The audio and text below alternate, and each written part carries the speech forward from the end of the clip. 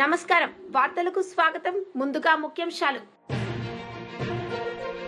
TDP 43వ ఆవిర్భావ దినోత్సవ వేడుకల్లో పాల్గొన్న ముఖ్యమంత్రి చంద్రబాబు నాయుడు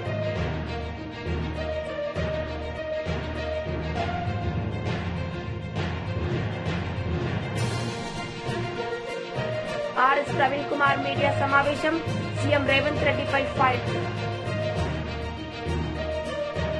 టీడీపీ 43వ ఆవిర్భావ దినోత్సవ వేడుకల్లో పాల్గొన్న ముఖ్యమంత్రి చంద్రబాబు నాయుడు మంత్రి నారా లోకేష్ ఈ సందర్భంగా వారు పార్టీ కార్యకర్తలను నాయకులను ఉద్దేశించి మాట్లాడారు. కోసరం పుట్టిన పార్టీ తెలుగుదేశం పార్టీ.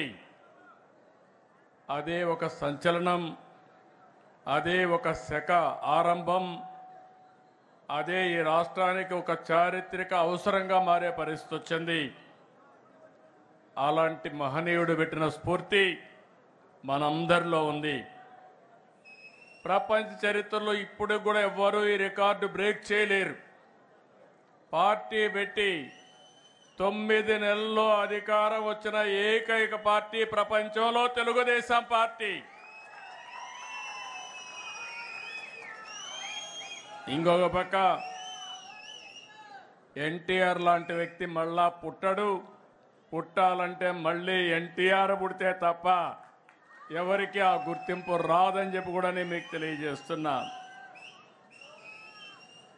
అంతవరకు రాజకీయాలు చూస్తే ఒక పరిపాలన, పెత్తందారి వ్యవస్థ. మామూలుగా ఎమ్మెల్యేలంటే అందులో షెడ్యూల్ కులాలంటే చదువు రాని వాళ్ళని పెట్టి ఎక్కడికక్కడ పెత్తనం చేసే రోజులవి. మొట్టమొదటిసారిగా ఎన్టీ రామారావు గారు వచ్చిన తర్వాత చదువుకున్న వారిని రాజకీయాల్లోకి తెచ్చిన ఏకైక నాయకుడు నందమూరి తారక రామారావు గారని చెప్పి మీకు విజ్ఞప్తి చేస్తున్నా. అది కూడా ఒక విజన్. రాష్ట్రం బాగుండాలంటే యువ రక్తం రావాలి. అంతవరకు ట్రెడిషనల్గా ఉండే పాలిటీషియన్స్ పోవాలి. అదే మరిగా చదువుకున్న వ్యక్తులు రావాలని ఆ రోజు ఆలోచించిన వ్యక్తి ఎన్టీ రామారావు గారు. ఇంకో పక్క మీరు ఒక్కసారి చూస్తే అంతవరకు పరిపాలనకే పరిమితమైన ప్రభుత్వాలు పేదల సంక్షేమానికి నాంది పలికిన మహానుభావుడు ఎన్టీ రామారావు గారు అని చెప్పి నేను మీకు తెలియజేస్తున్నా. ఇదే కాదు, అప్పటి వరకు ఎంతో మంది మనం చూసాం పరిపాలనలో అనుభవం ఉండి ఎలాంటి సమస్యలు జాని వ్యక్తులు. ఉండమ్మా ప్లీజ్ ఉండు. తమ్ముడు ఉండు, మాట్లాడుతూ ఉండండి. మీ సమస్య మీది, మీకు చెప్పాం కదా, మాట్లాడతాం కదా, మీ పనులుగా చేయడానికి. కూర్చోండి. వాళ్ళ ఆ పక్కది ఏంటి, కొంచెం కూర్చో కూర్చో. ఈ సమస్యలు ఉన్నాయి, మాట్లాడుతూ ఉన్నాం కదా. వాళ్ళని అటు తీసుకురండి, కలుస్తాను నేను. ఆ కుర్చీ తీసి ఆ పక్కన నిలబెట్టండి, నేను వచ్చి కలుస్తాను పోయేటప్పుడు.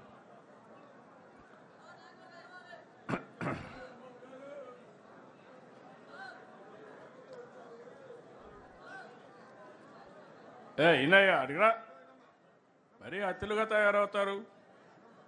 సమయం సందర్భం కూడా ఆలోచించుకోవాలి వ్యక్తులు కూడా. ఈరోజు ఒక శుభ సందర్భంలో మనం రాష్ట్రం అంతా ఒక మెసేజ్ ఇవ్వాలనుకున్నప్పుడు మీరు కాగితాలు ఇచ్చారు, అన్ని కాగితాలు తీసుకున్నాం, ఆ పనే చేస్తాం, మళ్ళీ చేస్తాం. కానీ అందరూ ఈరోజు కార్యకర్తల సమావేశంలో మీరు ఒకటి గుర్తుపెట్టుకోవాల్సింది, నా దగ్గర కాగితాలు ఇస్తే పదవులు రావు, కానీ క్షేత్రస్థాయిలో పనిచేస్తేనే మీకు పదవులు వస్తాయి, గుర్తింపులు వస్తాయి. మళ్ళీ ఒకసారి చెప్తున్నా, నేను ఆ విషయంలో మీరందరూ గుర్తుపెట్టుకోవాల్సిన అవసరం. ఇంకా మనకు ఏదో కాగితం ఇస్తే పదవి వస్తుందని ఆలోచన చేస్తున్నారు, కానీ వేదిక పైనున్న ఏ నాయకుడు చెప్పినా, రాష్ట్రంలో ఏ నాయకుడు చెప్పినా నేనింటా. నిర్ణయం మాత్రం మీ పని మీదనే ఆధారపడుతుందని మరొకసారి విజ్ఞప్తి చేస్తున్నా. ఒకప్పుడు మనం ఒకసారి ఆలోచిస్తే ఈ పార్టీకి మనందరం వారసులం. ఈ విషయం మీరందరూ గుర్తుపెట్టుకోవాల్సిన అవసరం ఉంది. నేను కూడా ఈ పార్టీకి ఒక అధ్యక్షుడిని, ఒక టీం లీడర్ని మాత్రమే. నా ఆలోచన తెలుగుదేశం వైసీపీ లీడర్ మార్గాన్ని భరత్ ప్రెస్ మీట్ నిర్వహించారు. ఈ సందర్భంగా ఆయన మాట్లాడారు. గారు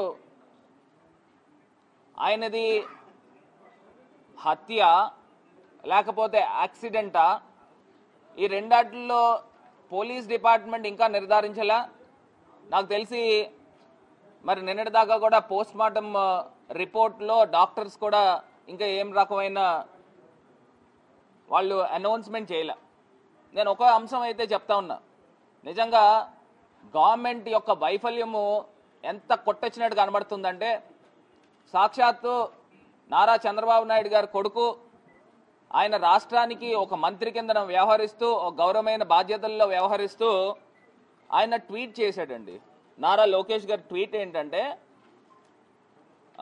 పాస్టర్ ప్రవీణ్ గారికి హఠాన్ ఏ రకంగా ఇవ్వాలి, పోస్ట్ మార్టం రిపోర్ట్ ఇవ్వకోకుండా, ఇంకా వాళ్ళు అనౌన్స్ చేయకోకుండా అది యాక్సిడెంట్ హత్య అనేది మీరు ఏ రకంగా ట్వీట్ చేస్తారు? అంటే మీరు ప్రభుత్వం యొక్క వైఫల్యాన్ని కప్పిపుచ్చే కార్యక్రమం చేస్తూ ఉన్నారా అని అడుగుతా ఉన్నా. ఎంత దారుణం అండి! ఇప్పుడు మనుషులు ప్రాణం అంటే మీకు ఏ రకమైన విలువ ఉంది అని అడుగుతా ఉన్నా. ఇప్పుడు ఆ పాస్టర్ గారు క్రైస్తవులే కావచ్చు, క్రైస్తవులైనా హిందువులైనా ముస్లింలైనా ఎవరైనా మనుషులే కదండి. మరి ఆ మనుషుల యొక్క హత్య జరిగింది అని చెప్పి మొత్తం క్రైస్తవ సంఘాలందరూ ప్రజలందరూ కూడా భావిస్తూ ఉంటుంటే దాన్ని ఇమీడియట్గా సత్వరమే దాన్ని దర్యాప్తు చేసి అసలు ఇప్పుడు దాకా రిపోర్ట్ ఇవ్వకోకుండా ఎందుకు ఆగుతా ఉన్నారనేది అర్థం కాని ప్రశ్న కింద కనబడతా ఉంది ఈ అంశము.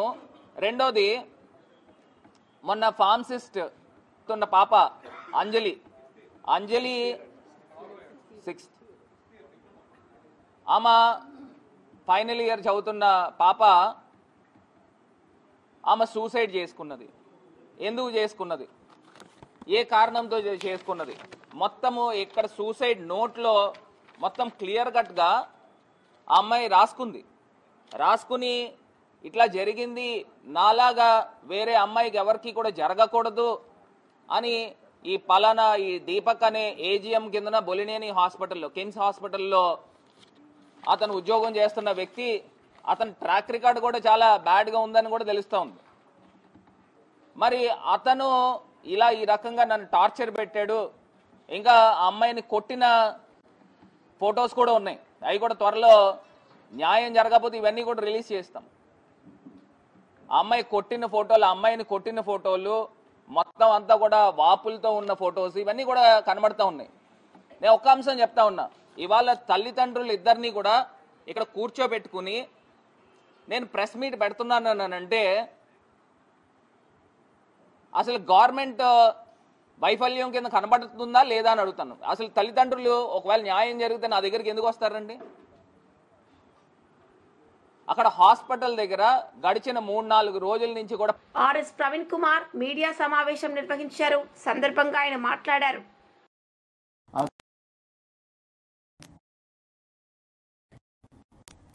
వారికి తట్టుకోలేక, వారు ప్రజల ముందర పెడుతున్న నిజాలను మరి తట్టుకోలేక, భరించలేక రేవంత్ రెడ్డి మరియు ఆయన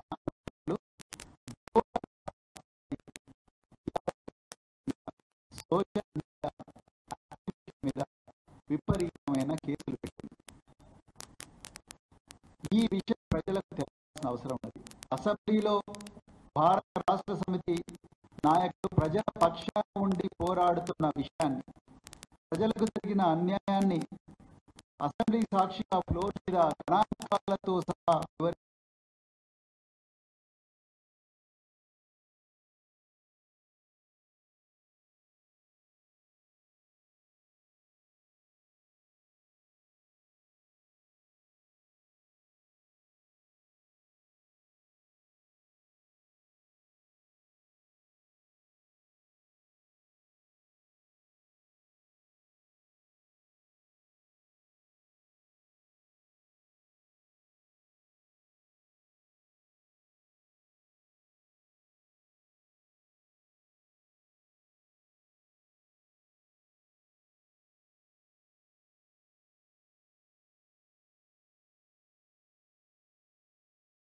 ఒక నల్లబాలు అనే ట్విట్టర్ హ్యాండిల్, ఆయన ఈ కాంగ్రెస్ అనేది రాష్ట్రానికి పట్టిన చీడ, ఈ చీడ వల్ల తెలంగాణ ప్రజలకు అన్యాయం జరుగుతూ ఉన్నది, వీళ్ళ ప్రాణాలకు ప్రమాదం వచ్చిన పరిస్థితి ఉన్నది అని చెప్పి BRS party social media handle ద్వారా వచ్చిన ఒక పోస్టును ఈయన రీట్వీట్ చేస్తాడు. రీట్వీట్ చేస్తే ఆయన మీద కేసు పెట్టిండ్రు. సెక్షన్ 67 ఐటీ యాక్ట్ పెట్టిండ్రు. అసలు సెక్షన్ 67 ఐటీ యాక్ట్ ఎప్పుడు పెట్టాలి? ఏవైనా అశ్లీలమైన విషయాలు, మహిళలను పురుషులను అగౌరవపరిచే విషయాలు, మరి ముఖ్యంగా అశ్లీలమైన విషయాలు, it clearly talks about obscenity. Any electronic material which perpetrates obscenity which is aimed to damage the reputation of a person with the obscene material, then 67 IT Act has to be booked. అశ్లీలమైన, సభ్య సమాజం భరించలేని ఈ అశ్లీలమైన విషయాలు ఏవైతే ఉన్నాయో వాటి సంబంధించిన section 67 IT act. ఆ సెక్షన్ 67 IT యాక్ట్ ఈరోజు బీఆర్ఎస్ నాయకుల మీద, బీఆర్ఎస్ కార్యకర్తలు ఎడాపెడే విచ్చల విడిగా పెడుతున్నారు. ఈరోజు వీళ్ళ పిచ్చి ఎంత దాకా పోయిందంటే తెలంగాణ ప్రజలు జాగ్రత్తగా గమనించాలి. 2023లో దేశంలోనే మొట్టమొదటిసారిగా కేటీఆర్ గారి ఆలోచనల మేరకు, వారి నాయకత్వంలో తెలంగాణ సైబర్ సెక్యూరిటీ బ్యూరో అనే ఒక కొత్త ఆర్గనైజేషన్ పెట్టినారు. చాలా మార్గదర్శనంతోని, గొప్ప ఆలోచనతోని తెలంగాణలో ప్రజలు సురక్షితంగా ఉండాలి, తెలంగాణలో పనిచేసే కంపెనీల డేటా సురక్షితంగా ఉండాలి, తెలంగాణ ప్రజల మీద ఎలాంటి సైబర్ క్రైమ్ జరగకూడదు, తెలంగాణ ప్రజలు నిరంతరం అప్రమత్తంగా ఉండాలి, తెలంగాణ మీద ఎలాంటి పాశ్చాత్య దేశం కూడా దాడి జరపకూడదు అని చెప్పి తెలంగాణ సైబర్ సెక్యూరిటీ బ్యూరో పెట్టినరు 2023లో. ఈ 2023లో పెట్టిన సైబర్ సెక్యూరిటీ బ్యూరో నా దగ్గర ఉంది, నేను క్లియర్గా ఇప్పుడు మన కళ్ళ ముందర కనిపిస్తుంది. ఈ సైబర్ సెక్యూరిటీ బ్యూరో వాళ్ళ ఎయిమ్ అండ్ ఆబ్జెక్టివ్ ఏంటి, వాళ్ళ మిషన్ ఏంటి? ఒక్కటే, ఈ తెలంగాణలో పబ్లిక్ కానీ, పబ్లిక్ ఇన్స్టిట్యూషన్స్ కానీ సైబర్ థ్రెట్స్ నుంచి కాపాడాలి. రేపు నార్త్ కొరియా నుంచో, లేకపోతే చైనా నుంచో, లేకపోతే పాకిస్తాన్ నుంచో, లేకపోతే ఇంకెక్కడో ఆఫ్రికా నుంచో మన రాష్ట్రంలో ఉండే ఐటీ కంపెనీల మీద కానీ, మన గవర్నమెంట్ మీద కానీ, national informatics centre, digital infrastructure పక్కనే కూతవేటు దూరంలో ఉండే పోలీస్ కమాండ్ అండ్ కంట్రోల్ సెంటర్లోనే ఉంటుంది సైబర్ సెక్యూరిటీ బ్యూరో. ఈరోజు ఇక్కడ మనం మాట్లాడుతున్నాం, అక్కడ రేవంత్ రెడ్డి మాట్లాడుతున్నాడు. సో ఆ సైబర్ సెక్యూరిటీ బ్యూరో ఈ డిజిటల్ ఇన్ఫ్రాస్ట్రక్చర్ను కాపాడడం కోసం పెట్టిండ్రు. అదేవిధంగా సామాన్య ప్రజలు ఈ సైబర్ క్రైమ్స్ నుంచి మోసపోకుండా, అది ఆన్లైన్ ఫ్రాడ్ కావచ్చు, అదేవిధంగా డిజిటల్ ఫ్రాడ్ కావచ్చు, అదేవిధంగా మరి బెట్టింగ్ ఫ్రాడ్ కావచ్చు, క్రిప్టో ఫ్రాడ్స్ కావచ్చు, స్టాక్ మార్కెట్ ఫ్రాడ్స్ కావచ్చు, పిగ్ బుచరింగ్ కావచ్చు, డేటింగ్ ఫ్రాడ్స్ కావచ్చు, స్టాక్ మార్కెట్ స్కామ్స్ కావచ్చు, డిజిటల్ అరెస్ట్ స్కామ్స్ కూడా కావచ్చు. వీటన్నిటి నుంచి నిరంతరం ప్రజల్ని అప్రమత్తం చేసి ప్రతి కంపెనీకి కూడా సెక్యూరిటీ ఫైర్ వాల్స్ కరెక్ట్గా ఉన్నాయా లేదా, ఎందుకంటే వేల కోట్ల రూపాయల ట్రాన్సాక్షన్స్ జరుగుతూ ఉంటాయి, లక్షలాది మంది, కోట్లాది మంది ప్రజల జీవితాలు వీటి మీద ఆధారపడుతున్నాయి. వీటి గురించి మనం కాపాడాలి. రాబోయే రోజుల్లో ప్రపంచం అంతా. బద్వేల్ నియోజకవర్గ పాస్టర్స్ మరియు క్రైస్తవ ఐక్య వేదిక ఆధ్వర్యంలో శుక్రవారం నిరసన ర్యాలీలో దైవజనుడు ప్రవీణ్ పగడాల అనుమానాస్పద మృతిని బట్టి హత్య చేసిన వారెవరో వారిని గుర్తించి వారిపై కఠిన చర్యలు తీసుకోవాలని ప్రభుత్వాన్ని డిమాండ్ చేస్తూ స్థానిక సిద్ధవటం రోడ్డులోని సిఎస్ఐ చర్చ్ నుండి 4 రోడ్ల కూడలి మరియు నెల్లూరు రోడ్డులోని CCSC Christian joint action committee AP రాష్ట్ర ప్రెసిడెంట్ గా బ్రదర్ మోజస్ మాట్లాడుతున్నటువంటి విషయం ఏంటంటే, భారతదేశంలో జీవిస్తున్న నీవైనా నేనైనా ఎవరైనా ఎప్పుడైనా ఎక్కడైనా అందరూ ఐక్యంగా అన్నదమ్ములుగా జీవించవలసినటువంటి పరిస్థితి రావాలి. మనకి హిందువులైనా, ముస్లిం అయినా, క్రిస్టియన్ అయినా మనం అందరూ ఒకే దారిలో నడవాలి. అది మనకు కావాల్సింది. మనం ఎలాగా ఒకరినొకరు తిట్టుకోవడం, ఒకరినొకరు కొట్టుకోవడం వద్దనేది మా యొక్క ఆలోచన. ఇప్పుడు ప్రవీణ్ పగడాల విషయంలో దైవజనుల విషయంలో ఆలోచిస్తే చాలా ఘోరమైన పరిస్థితి జరిగింది. వారి కుటుంబంలో చాలా వేదన. ఆ తల్లిగారు ఎంతో వేదన పడుతుంది, ఆ పిల్లలు ఎంతో వేదన పడుతున్నారు. ఇప్పుడు వారికి దేవుడే ఓదార్పునివ్వాలి, ఆదరణివ్వాలి. ఇప్పుడు బద్వేల్లో దైవజనులు అందరూ అన్ని సంఘాలు కలిసి వచ్చి ఈ రీతిగా చేస్తున్నామంటే మేమందరం కూడా వారి కోసం ప్రార్థన చేస్తున్నాం. పగడాల ప్రవీణ్ గారి ఆత్మ కూడా శాంతి కలిగినట్లు మేము అందరం ప్రార్థన చేస్తున్నాం. మరి అధికారులు అయినటువంటి వారికి, గవర్నమెంట్ వారికి మేము చిన్న విన్నపం చేయడం ఏమంటే, అది ఉన్నది ఉన్నట్టుగా మీరు బయటికి తేండి. పోస్ట్ మార్టం అది ఏదైనా సరే, అది హత్య లేదా యాక్సిడెంట్ అనేది మాకు తెలిసిన దానికంటే మీకు బాగా తెలుసు కనుక దాన్ని బయటకు తీసుకొచ్చి హత్య చేసుంటే చేసిన వారిని కఠినంగా శిక్షించాలి, చాలా కఠినంగా శిక్షించాలి. తప్పకుండా మీకు ఎప్పుడైనా ఎక్కడైనా ఏ క్రైస్తవుని కానీ, ఏ చర్చిలకు కానీ, ఏ సేవకులకు కానీ ఎక్కడ ఏ ప్రాబ్లం జరగకూడదు. ఏ చర్చిలకు కానీ అన్ని విషయాల్లో మరి గవర్నమెంట్ వారు మాకు ఒక అధికారాన్ని ప్రకటన చేయాలి. అన్ని విషయాలు మాకు సహకారంగా ఉండాలి మేము కోరుకుంటున్నాం. అన్ని యొక్క హిందువులు కానీ, ముస్లిం, క్రిస్టియన్ అందరూ కలిసి ఏకంగా ముందుకెళ్లాలని కోరుకుంటున్నాం. దానిని మీరు కూడా ఆలోచించి మంచి మనసుతో ముందుకెళ్లాలని మరి దేవుని సేవకుడు పరిశుద్ధుడు ప్రవీణ్ పగడాల విషయంలో, దైవ సేవకుల విషయంలో చాలా ఘోరమైన పరిస్థితి. మేము చాలా బాధపడుతున్నాం, వేదన పడుతున్నాం.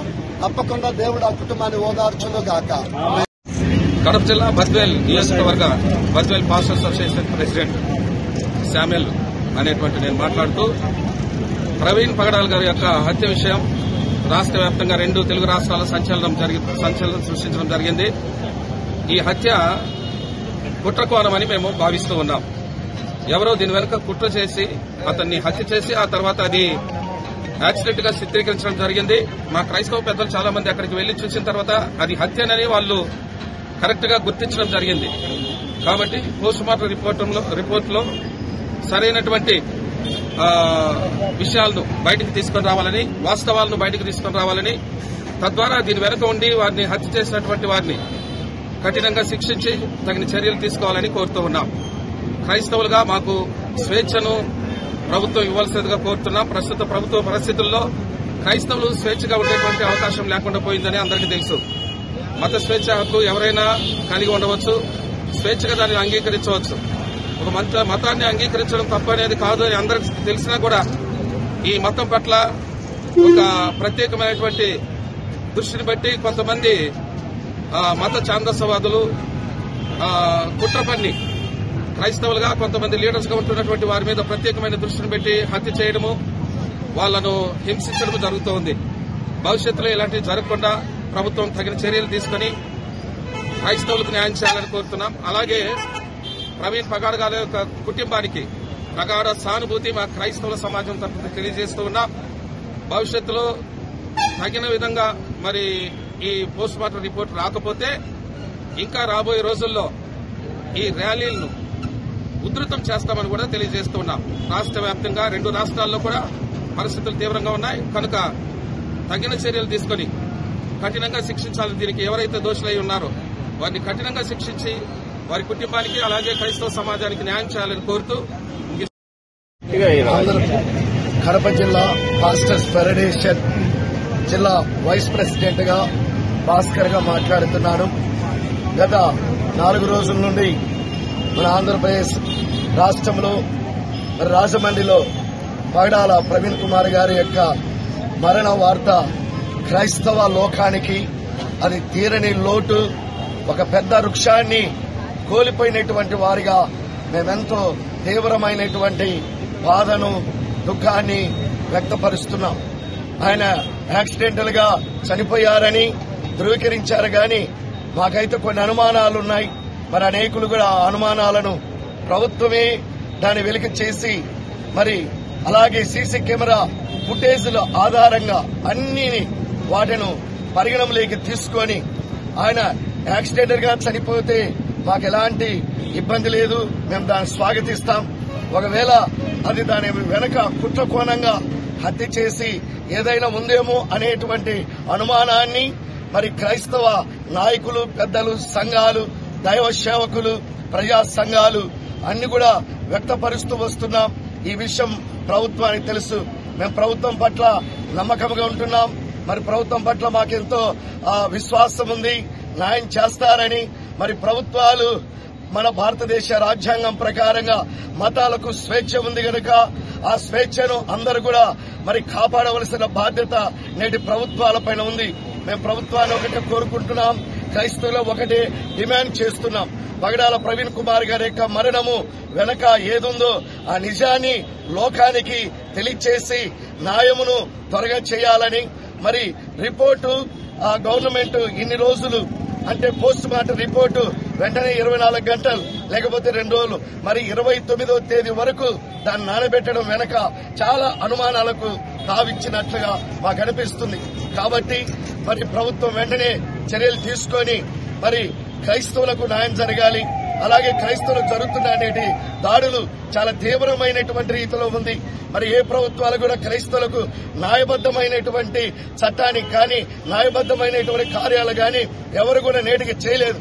దయచేసి మరి ఈ రోజు మేము మీడియా పరంగా అందరికీ తెలియజేసేది ఏంటంటే భారతదేశంలో స్వేచ్ఛ ఉంది కనుక అన్ని మతాలకు స్వేచ్ఛను అందించవలసిన బాధ్యత ప్రభుత్వాల మీద ఉంది కనుక వాటినన్నింటినీ సక్రమంగా చేసి మరి ప్రజలలో మరి కుల మత భేదం లేకుండా క్రైస్తవులైనా ముస్లింస్ అయినా హిందువులైనా అందరూ సమానత్వము మన భారతదేశం యొక్క గొప్పతనాన్ని లోకాన్ని చాటించి ప్రేమ సమాధానమును ఐక్యతను మరి వర్ధిల్లగలిగినట్లుగా అందరం కలిసి ఉండేటువంటి భారతదేశంలో మతన్వాదులు మరి అనేకమైన కార్యాలు చేస్తున్నటువంటి విషయాలను గుర్తించుకొని తగిన న్యాయం చేయాలని, మరి అలాగే ఇదిగో ఆ ప్రవీణ్ గారి యొక్క కుటుంబానికి ఆదరణ, వారి కుటుంబానికి దేవుని ఆశీర్వాదాలు ఉండాలని ప్రభునామములో మనవి చేస్తూ ముగిస్తున్నాను.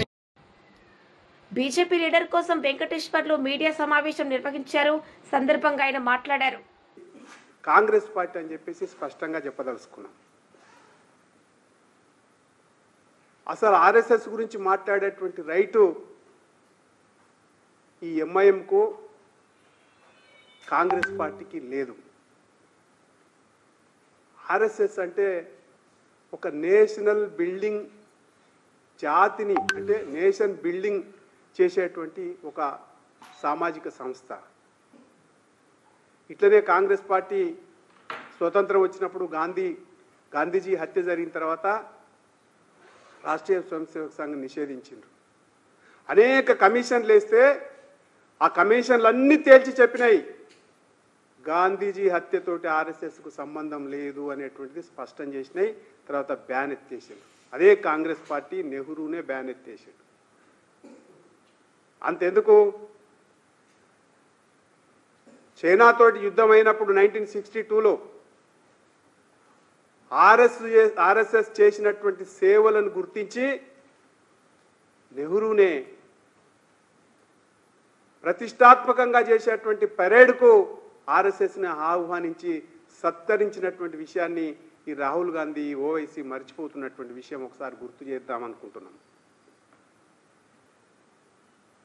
తెలంగాణ, ఆంధ్ర ఉమ్మడి తెలుగు రాష్ట్రాల్లో దివిసీమ ఉప్పెన 1977లో హైదరాబాద్ నగరంలో ప్రజావసరాలకు అనుగుణంగా అనుసంధాన లింక్ రోడ్ల నిర్మాణం చేపట్టాలని ముఖ్యమంత్రి రేవంత్ రెడ్డి అధికారులకు సూచించారు. ఈ సందర్భంగా ఆయన మాట్లాడారు. ప్రవాసీ మిత్ర సంస్థ రేవంత్ సర్కార్ గల్ఫ్ భరోసా పేరుతో రూపొందించిన డాక్యుమెంటరీని ముఖ్యమంత్రి రేవంత్ రెడ్డి ఆవిష్కరించారు.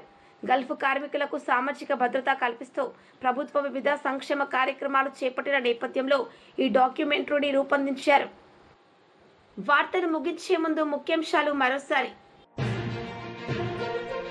టీడీపీ 43వ ఆవిర్భావ దినోత్సవ వేడుకల్లో పాల్గొన్న ముఖ్యమంత్రి చంద్రబాబు నాయుడు.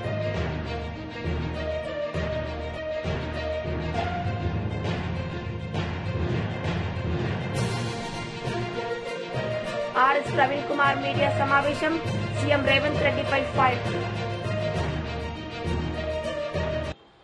ఈ వార్తలు ఇంతటితో సమాప్తం. తిరిగి ప్రసారమయ్యే వార్తల్లో మళ్ళీ కలుద్దాం.